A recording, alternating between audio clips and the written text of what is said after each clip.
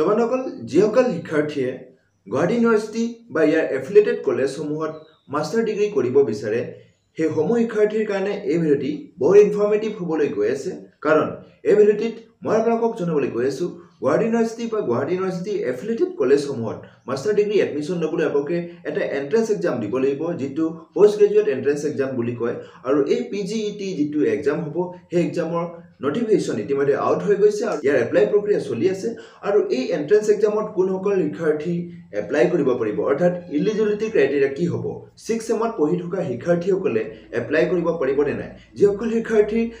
আগৰ সেমিষ্টাৰ বিলাকত বেক আছে বা বেকলগ আছে তেওঁলোকে এই PGETৰ কাৰণে এপ্লাই কৰিব পাৰিব নে নাই বা যিসকল শিক্ষাৰ্থী UG লেভেল অৰ্থাৎ গ্ৰেজুৱেশ্যনত কোনো ধৰণৰ মেজৰ সাবজেক্ট লোৱা নাই তেওঁলোকে ৰেগুলাৰ গ্ৰেজুৱেশ্যন কোৰ্স কৰিছে সেই সমূহ শিক্ষাৰ্থীয়ে এই মাষ্টাৰ ডিগ্ৰী কোৰ্সত বা এই PGET এন্ট্ৰেন্স এক্সামত এপ্লাই কৰিব পাৰিব নে নাই বা তেওঁলোকে গুৱাহাটী ইউনিভাৰ্চিটিত মাষ্টাৰ ডিগ্ৰী কৰিব পাৰিব নে নাই অৰ্থাৎ গুৱাহাটী ইউনিভাৰ্চিটিৰ পোষ্ট গ্ৰেজুৱেট এডমিশ্যনৰ সম্পূৰ্ণ বিতং তথ্য মই আপোনালোকক এই ভিডিঅ'টিত দিবলৈ গৈ আছোঁ তবলক আজি মূল ভিডিঅ'টিলৈ তোমালোকৰ এইটো হৈছে নটিফিকেশ্যনটো আৰু এই নটিফিকেশ্যনটো যোৱা 13 জুন তাৰিখে পাব্লিছ কৰিছে আৰু যিহেতুকে এপ্লাই প্ৰক্ৰিয়া 15 জুনৰ পৰা আৰম্ভ হৈ গৈছে আৰু এই এপ্লাই প্ৰক্ৰিয়া আপোনালোকে অহা 27 জুন পৰ্যন্ত আপোনালোকে এপ্লাই কৰিব পাৰিব আৰু ইয়াত দিয়া আছে যে কি সাবজেক্টত আপোনালোকে এপ্লাই কৰিব পাৰিব আৰু ইয়াৰ ইনটেক কিমান আৰু এলিজিবিলিটি ক্ৰাইটেৰিয়া কি হ'ব ইয়াত দিয়া আছে তোমালোকৰ মই এটা আপোনালোকক জাস্ট এটা এক্সাম্পল হিচাপে কৈছোঁ যে এন্থ্ৰোপলজি হলে কি হ'ব আপোনালোকৰ MA in anthropology কৰিব পাৰিব বা MSc in anthropology কৰিব পাৰিব লগতে আপোনালোকৰ যেটো কোৱালিফিকেশন কি হ'ব লাগিব তো গ্ৰেজুৱেট হ'বই লাগিব আৰু লগতে আপোনাৰ যেটো 24 credits minimum of 24 credits in anthropology with major যদি মেজৰ আছে আপোনাৰ এডমিশন পাব বা যদিহে আপোনাৰ মেজৰ নাই অনাৰ্স বা মেজৰ তেনেকুৱা নাই ৰেগুলাৰ কোৰ্স কৰিছে তথাপি আপুনি পাৰিব অৰ্থাৎ বহুত শিক্ষাৰ্থীৰ মনত প্ৰশ্ন উদয় হ'ব পাৰে যে মোৰ UG কোৰ্সত এন্থ্ৰোপলজি মেজৰ নাই বা মোৰ আৰবিক মেজৰ নাই এছামিছ মেজৰ নাই মই এতিয়া মাষ্টাৰ আছামিছত কৰিব পাৰিম নে নাই বা এন্থ্ৰোপলজিত কৰিব পাৰিম নে নাই তো হেতু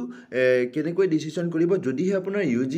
কোৰ্সত আছামিছ সাবজেক্টটো আছে তেতিয়াহলে আপুনি আছামিছ মেজৰ হিচাপে লৈ এতিয়া মাষ্টাৰ কৰিব পাৰিব যদিহে আপোনাৰ UGত আছামিছ মেজৰ হিচাপে নাই কিন্তু আপোনাৰ ৰেগুলাৰ কোৰ্সত আছামিছ সাবজেক্টটো আছে তো এনে ধৰণে আপোনালোকে যিসকল শিক্ষাৰ্থী মেজৰ নাই বা অনাৰ্স গ্ৰেজুৱেশ্যন লেভেলত নাই তেওঁলোকেও আনকি এই মাষ্টাৰ্ছত এপ্লাই কৰিব পাৰিব এডমিশন ল'ব পাৰিব আৰু প্ৰত্যেকটো কোৰ্সৰ এগেইনষ্টত তেওঁলোকৰ ইনটেক কিমান আছে গুৱাহাটী ইউনিভাৰ্চিটিত হেতু দিয়া আছে আৰু উপৰঞ্চি বন্ধুসকল আপোনালোকে সকলোৱে জানে যে গুৱাহাটী ইউনিভাৰ্চিটি এফিলিয়েটেড কিছুমান কলেজসমূহতো কিছুমান পাৰ্টিকুলাৰ সাবজেক্টৰ মাষ্টাৰ দিয়া হয় সাপোজ যেনিবা নগাঁও কলেজত কিছুমান সাবজেক্ট দিয়া হয় জুলজি হওক বা পলিটিক্যাল সায়েন্স হওক বা GNDG কমাৰ্চ কলেজত আকৌ MCOMৰ সুবিধা দিয়া হয় তেনেকুৱা আকৌ বহুত তেনেকুৱা কলেজ আছে যিবোৰ কলেজত মানে মাষ্টাৰ কোৰ্সটো আগবঢ়োৱা হয় পাৰ্টিকুলাৰ কিছুমান সাবজেক্টত 2-3টা সাবজেক্টত তো হেইবোৰতো আপোনালোকে এই PGET অৰ্থাৎ post graduate entrance test pass কৰিব লাগিব যদিহে আপুনি হেইবোৰত এডমিশন ল'ব বিচাৰে তো এটো কাৰণে এইটো এই যি এন্ট্ৰেন্স এক্সাম হে এন্ট্ৰেন্স এক্সামটো বহুত হেফলৰ পৰাও বহুত ইম্পৰ্টেন্স হৈ যায় যদি আপোনালোকে মাষ্টাৰ কৰিব বিচাৰে আপুনি যিকোনো ইনষ্টিটিউচনত যেটো গুৱাহাটী ইউনিভাৰ্চিটি এফিলিয়েটেড কলেজ হয় তো ইয়াত আপোনালোকৰ প্ৰত্যেকটো সাবজেক্টৰ এগেইনষ্টত যেটো ইনটেক কেপাসিটি আছে দিয়া আছে তো মই ডেসক্ৰিপচনত এই PDF টো দি দিম আপোনালোকে ডাউনলোড কৰি ল'ব পাৰিব আৰু আপোনালোকে নিজাববীয়াকৈ চাই ল'ব পাৰিব তো প্ৰত্যেকটো কোৰ্সৰ এগেইনষ্টত মই কৈছো যে যিসকল শিক্ষাৰ্থী মাষ্টাৰ্স ল'ব বিচাৰে আৰু তেওঁলোকৰ UG লেভেলত যদি হে তেওঁলোকৰ মেজৰ বা অনাৰ্স নাই তথাপিও আনকি তেওঁলোকে এডমিশন ল'ব পাৰিব তো সকলো কোৰ্সখিনিৰ যি এলিজিবিলিটি ক্ৰাইটেৰিয়া সেম আছে graduate with minimum 24 credits in major honours or with regular course বুলি দিয়া আছে তো প্ৰত্যেকটো সাবজেক্টৰ এগেইনষ্টত একেই হয় সেম হয় এলিজিবিলিটি ক্ৰাইটেৰিয়াটো বাকি কিছুমান ইনডিসিপ্লিনাৰী প্ৰগ্ৰামছো ইয়াত এডমিশন তেওঁলোকে একেলগতে কণ্ডাক্ট কৰিব এই টেষ্টবোৰো সম্পূৰ্ণ ইয়াত দিয়া আছে আপোনালোকে ডাউনলোড কৰি পেলাই চাই ল'ব পাৰিব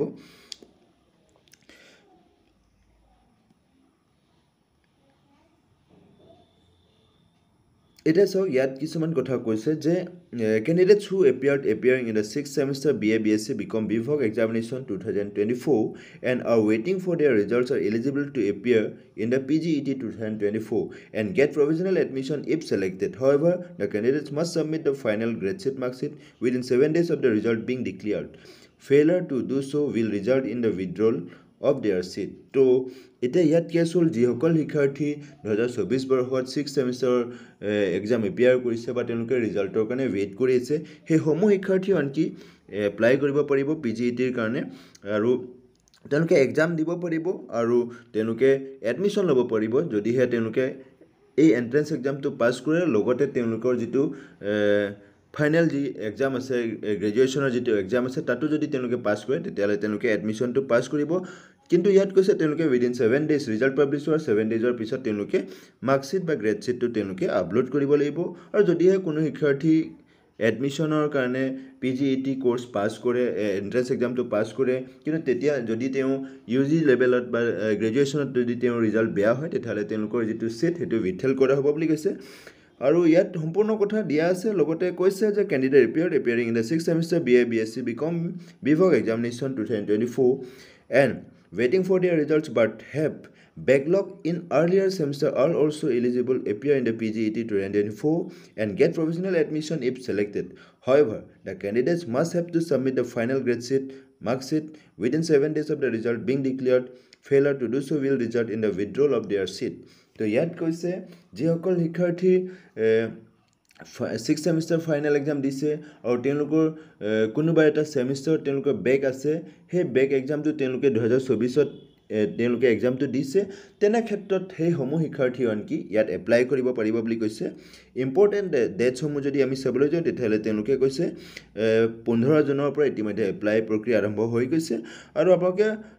25 জুন মোৰ 2027 জুন বুলি কৈছিলোঁ 25 জুন পৰ্যন্ত আপোনালোকে এপ্লাই কৰিব পাৰিব আৰু তেওঁলোকে যিটো এডমিট পাব্লিছ কৰাৰ যিটো ডেট ইয়াত টেন্টেটিভ ডেট এটা দিছে জুলাই 4 ৰ পৰা তেওঁলোকে এডমিটসমূহ ইছ্যু কৰিব আৰু তেওঁলোকৰ যি এক্সাম যিটো অফলাইন মোডত এক্সাম হ'ব পেন এণ্ড পেপাৰ মোডত হ'ব OMR বেচিছ এক্সাম হ'ব আপোনালোকৰ কুৱেশ্যনসমূহ MCQ আকাৰত আহিব আৰু সেই এক্সাম তেওঁলোকে অহা জুলাই 9, 10, 11, 2024 তাৰিখে অনুষ্ঠিত কৰিম বুলি তেওঁলোকে টেন্টেটিভ ডেট এটা ইয়াত পাব্লিছ কৰিছে আৰু লগতে কৈছে publication date of provisional rank list July 29 অৰ্থাৎ জুলাই 29 তাৰিখে তেওঁলোকে ডিপাৰ্টমেণ্ট ৱাইজ তেওঁলোকে ৰিজাল্টসমূহ পাব্লিছ কৰিব and date of admission to traditional program August 5 এডমিশ্যনৰ যিটো প্ৰক্ৰিয়া আগষ্ট 5ৰ পৰা ষ্টাৰ্ট হ'ব date of admission in interdisciplinary program August 6 date of commencement of classes August 7ৰ পৰা ক্লাছসমূহ তেওঁলোকে কণ্ডাক্ট কৰিব ইয়াত সম্পূৰ্ণ কথা দিয়া আছে the affiliated college will announce their admission schedule date admission to their PG programs and commencement of classes at their convenience ইয়াত কৈছে যিসমূহ affiliated কলেজ আছে গুৱাহাটী ইউনিভাৰ্চিটিৰ আন্ডাৰত সেই কলেজসমূহে কিন্তু ইতিমধ্যে যে ক্লাছ ষ্টাৰ্ট কৰিব বা ইতিমধ্যে যে এডমিশ্যন ল'ব তেনেকুৱা নহয় তেওঁলোকৰ যি ৱেবছাইট আছে সেই ৱেবছাইটত তেওঁলোকে পাব্লিছ কৰিব যেতিয়া তেওঁলোকৰ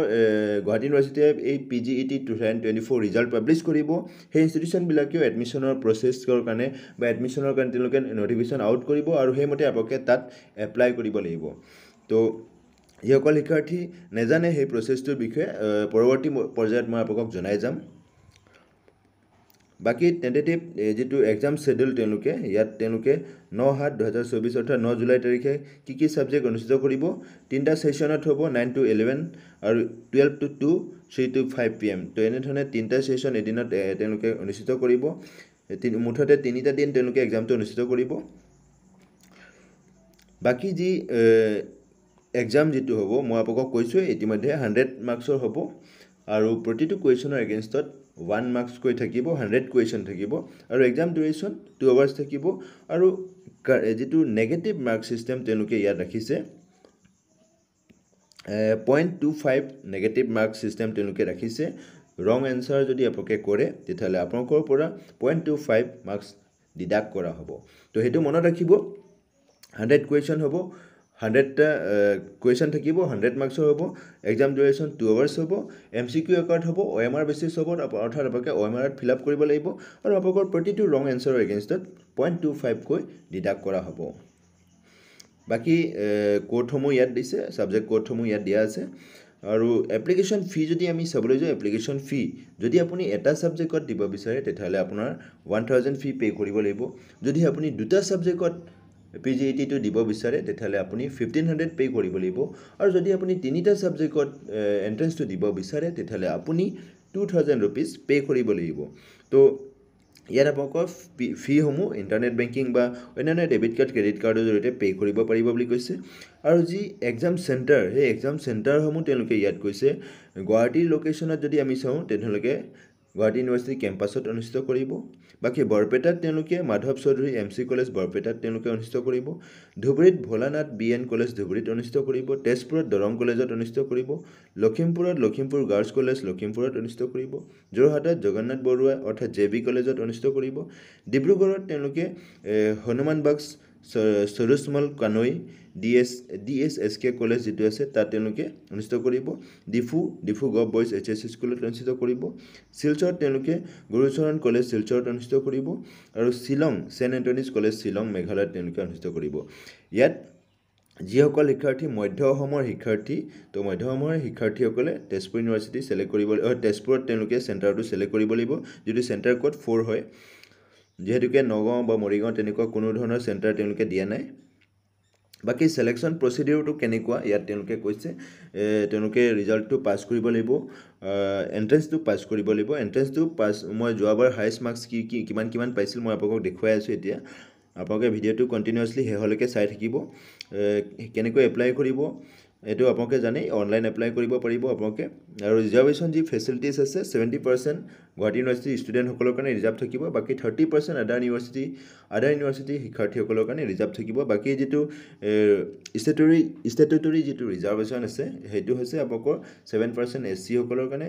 STP 10% STS 5% বাকি OBC MOBC 27% যেটো নন ক্ৰিমিলিয়াৰ হ'ব লাগিব বাকি ডিফাৰেন্টলি এবল অৰ্থাৎ PWD কাৰণে 3% ইকোনমিক্যালি উইকাৰ সেকশনৰ কাৰণে 10% আৰু যিসকল person who are not covered under existing section তেতিয়ালে তেওঁলোকৰ ক্ষেত্ৰত ইয়াত কিছুমান কথা কৈছে যে ইয়াত কৈছে sons and daughters permanent GU employees তেওঁলোকৰ কাৰণে ৰিজাৰ্ভেশন আছে sons and daughters retired in GU employees friends village extra curricular activities ইয়াত বহুত ভাল কথা যি সকল শিক্ষাৰ্থী extra curricular বা co curricular activities আছে তেওঁলোকৰ কাৰণে প্ৰত্যেকটো ডিপাৰ্টমেন্টত এটা সিট তেওঁলোকৰ কাৰণে ৰিজাৰ্ভ থাকিব বাকি NCC থকা সকলৰ কাৰণে তিনটা সিট প্ৰত্যেকটো ডিপাৰ্টমেন্টত তেওঁলোকে ৰিজাৰ্ভ কৰি ৰাখিব NSS থকা সকলৰ কাৰণে দুটা সিট ৰিজাৰ্ভ থাকিব তেনেধৰণে ৰিজাৰ্ভেশন সমূহ তেওঁলোকে সম্পূৰ্ণভাৱে ইয়াত দিছে বাকি এডমিশন প্ৰসিডিউৰটো কেনেকুৱা হ'ব আপোনালোকে সকলোৱে জানে যে ৰিজাল্ট পাবলিশ হোৱাৰ পাছত আপোনালোকে হে জি ৰিজাল্ট পাবলিশ কৰিব তাৰ আপোনালোকৰ সিলেকশন লিষ্ট এটা পাবলিশ কৰিব মেৰিট লিষ্ট এটা পাবলিশ কৰিব আৰু হে মেৰিট লিষ্টত যি সকল শিক্ষাৰ্থীৰ নাম আহিব হে সমূহ শিক্ষাৰ্থী ইউনিভাৰ্চিটি কেম্পাছত গৈ ডকুমেন্টছ ভেৰিফিকেশন কাম এডমিশন ল'ব লাগিব আৰু যি সকল শিক্ষাৰ্থী এডমিশনৰ ক্ষেত্ৰত ফি ৱেইভ কৰিব বিচাৰে তেওঁলোকে কি কৰিছে ইনকাম সাৰ্টিফিকেটটো তেওঁলোকে উলিয়াব লাগিব ইনকাম সাৰ্টিফিকেটটো তেওঁলোকে পাবলিশ কৰিব লাগিব আৰু তেওঁলোকৰ 2 লাখ টকাৰ তলত হ'ব লাগিব তেওঁলোকৰ পেৰেন্টেল ইনকামটো বাকি সম্পূৰ্ণ কথা ইয়াত দিয়া আছে আপোনালোকে চাই ল'ব পাৰিব তোমালোকক এতিয়া মই আপোনালোকক দেখুৱাই দিওঁ যে যোৱাবাৰ পাৰ্টিকুলাৰ মই এটা সাবজেক্ট লম হেতু সাবজেক্টত কিমান মাৰ্কস পালে আপোনালোকে এটা আইডিয়া কৰিব পাৰিব যে কিমান মাৰ্কস পালে আপোনালোকে ইউনিভাৰ্চিটি কেম্পাছত এডমিশন ল'ব পাৰিব তোমালোকৰ মই এটো আসামিজ সাবজেক্ট এটা লৈছো আসামিজ সাবজেক্টত যোৱাবাৰ যেটো ৰিজাল্ট পাবলিশ কৰিছে হে ৰিজাল্ট পাবলিশ কৰাৰ যেটো প্ৰভিজনাল মেৰিট লিষ্ট যেটো তেওঁলোকে পাবলিশ কৰিছে হে মেৰিট লিষ্টটো মই আপোনালোকক দেখুৱাই আছো টোটাল ইনটেক যেহেতুকে 88 আছে আসামিজত তো তেওঁলোকে কেনে ধৰণে এই সিটসমূহ ডিস্ট্ৰিবিউশন কৰিছে এটো সম্পূৰ্ণভাৱে ইয়াত দিয়া থাকিব বাকি যি এডমিশন ফিজ যোৱাবাৰৰ যেটো এডমিশন ফিজ আসামিজ সাবজেক্টত আছিলে 7670 rupees আৰু এই ফি আপোনালোকে এডমিশনৰ দিনাই আপোনালোকে পে কৰিব লাগিব তো ফিসমূহ এই 10k ৰ ভিতৰতে থাকিব যিমানবোৰ সাবজেক্টছ আছে 10k বা 15k ৰ ভিতৰত থাকিব কিছুমান সাবজেক্ট সেম থাকিব 7670 এ থাকিব বাকি যেটো হাইয়েস্ট যেটো মাৰ্কস যোৱাবাৰ 65 পাইছিল আসামিজ সাবজেক্টৰ যেটো PGET আছিল অৰ্থাৎ পোষ্ট গ্ৰেজুৱেট এন্ট্ৰেন্স টেষ্টত তেওঁলোকে 65.5 হাইয়েস্ট মাৰ্কস আছিল লাষ্ট ইয়াৰ আৰু এটো ক্ষেত্ৰত আমি যদি চাবলৈ যাওঁ তেতিয়াহলে আপোনালোকৰ যেটো ৰিজাল্ট সকলো শিক্ষাৰ্থী ইয়াত মানে নামসমূহ আহি যাব বাকি ইয়াত খালি আপোনালোকে কি কৰিব লাগিব যি সকল শিক্ষাৰ্থী এতিয়া সক সিৰিয়েল 1 ৰ পৰা আপোনালোকৰ টোটাল যদি জেনাৰেল ক্যান্ডিডেটে যদি 50 সিট পায় বা 40 সিট পায় তেতিয়াহ'লে 40 সিৰিয়েল নম্বৰলৈকে তেওঁলোকে জেনেৰেল কেণ্ডিডেট যাব পাৰিব বাকি ইয়াত যেটো কেটেগৰি ওয়াইজ সেপাৰেটকৈ দিয়া নাই কেটেগৰি ওয়াইজ বেলেগকৈ দিয়া নাই সম্পূৰ্ণ ইয়াত একেলগতে আছে যেহেতুকে ইয়াত কিছুমান হালহলনি ঘটিব যেহেতুকে কিছুমান কেণ্ডিডেট কেটেগৰি ওয়াইজ গুচি যাব আপোনালোকে যিমান মাৰ্কস পাইছে সম্পূৰ্ণ ইয়াত দিয়া থাকিব কিমান মাৰ্কস আপোনালোকে পাইছে কিমান মাৰ্কস পোৱা নাই আপ টু যিমান কেণ্ডিডেট আছে যিমান কেণ্ডিডেটে এই এক্সামটো এপিয়াৰ কৰিছে সমূহ কেণ্ডিডেটৰ যেটো নাম ইয়াত আহি যাব আৰু যিসকল শিক্ষাৰ্থী বিচাৰে যে গুৱাহাটী ইউনিভাৰ্চিটিত তেওঁলোকে যদি জানে যে তেওঁলোকে গম পায় যে নেপাম বা তেওঁলোকৰ পোৱাৰ চান্সেছটো কম হয় তেতিয়াহ'লে এফিলিয়েটেড কলেজসমূহত তেওঁলোকে এপ্লাই কৰিব পাৰিব তোমালোকৰ এইটো আছিল আজিৰ ভিডিঅ' আশা কৰিছোঁ আপোনালোকক মই এই ভিডিঅ'টিৰ জৰিয়তে কিঞ্চিত হ'লে উপকৃত কৰিব পাৰিছোঁ আৰু এই ভিডিঅ'টি আপোনাক যদি কিঞ্চিত হ'লে উপকৃত কৰিছে তেতিয়াহ'লে লাইক শেয়াৰ কমেণ্ট কৰাৰ লগতে এনে ধৰণৰ ইনফৰ্মেটিভ ভিডিঅ' পাই থাকিবলৈ মোৰ এই চেনেলটি এটা পৰ্যন্ত যদি সাবস্ক্ৰাইব কৰি মোক আগলৈ এনে ধৰণৰ নতুন ভিডিঅ' বনোৱাত প্ৰেৰণা যোগাব বুলি মই আশা ৰাখিলোঁ ধন্যবাদ জয় আই অসম